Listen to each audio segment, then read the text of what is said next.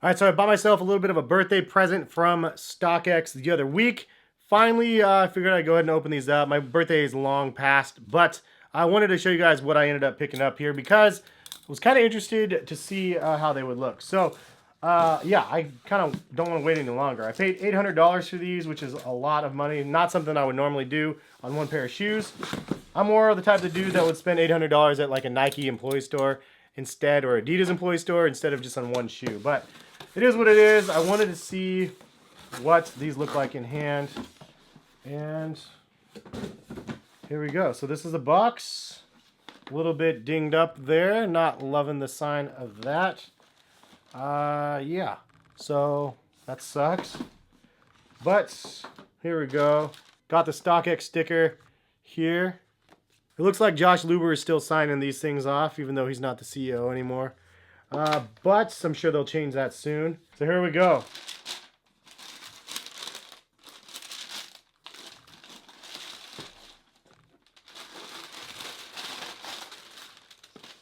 This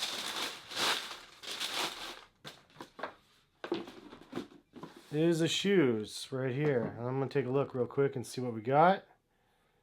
These are the Travis Scott 1 lows, as you can see. Guaranteed authentic from StockX. Now I know StockX has had its fair share of turmoil and grief recently. I sent them some crap recently because of a t-shirt that I sold on there that was a Supreme shirt that they returned and said it smelled funny and that it had a stain on it. And I'm like, dudes, it was a brand new shirt in the package, never opened. Like if it had a funny smell, it's because your employee was eating lunch on my shirt. But they said basically that was it. And so they sent me the thing back and charged me the shipping, which I thought was kind of ridiculous. But yeah, and then the whole data breach scam, not a good look for StockX right now. But still something that I use. I mean, I still like the company. I believe in the company. And they have a lot of good things that I think that they can do. That being said, I bought these Air Jordan 1s and I wanted to see how they looked real quick before I give you guys a heads up. Not bad looking. Travis Scott all over the place, and has the Wings logo on the back of one of them that's embroidered on the back, and the other one you can see the logo from the Travis Scott 1 highs. Leather quality is meh. It's okay. I mean, it's nothing amazing. Here, this feels pretty generic.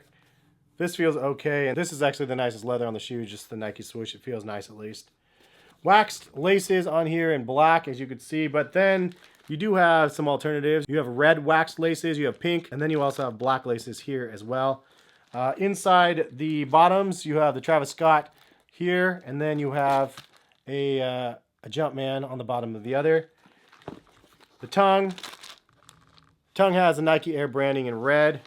We relax these laces a little bit. You can see the Cactus Jack logo on the side here in black. So there is additional branding. And then you have the Cactus Jack here behind the brown swoosh. But honestly, this is a colorway that I really liked. And part of the reason why is just because I like brown sneakers. I don't know why it is that way, but I like brown Jordans and brown Nikes and stuff. And just some examples of some other brown sneakers that I like here. Nike Lab Air Force 1 mids, like super amazing, dope quality on these ones. Cigar Air Jordan 6s, super nice quality leather on these as well. And this is a sample pair actually. Timberlake 3s, the love and hated mauves. And I even made my own chocolate Yeezys, as you can see here, from a pair of creams. So if you guys saw that custom video, this is the results of those ones. But just a couple to show that I'm obviously a fan of brown sneakers. But the Travis Scott 1 highs, definitely want a pair of those, but man, the prices are crazy on those.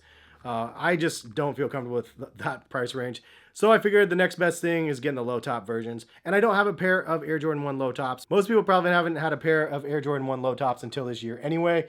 And I feel like Travis Scott is partly to blame for them being cool again. And I think that's a good thing. And I think that it's another opportunity for Nike and Jordan Brand to make extra money. So ultimately, I paid a lot of money for these. I think that it's a shoe that people are going to love and hate at the same time. A little bit polarizing, and I actually kind of like the overall theme of the shoe. So because of that, I decided to get a pair of those. And I guess it can go with my cereal box since I have that cereal box too. But this is what I bought though. Leave a comment, let me know. What do you guys think about the Travis Scott Air Jordan 1 lows? Is it something you guys like, dislike? Is it all hype?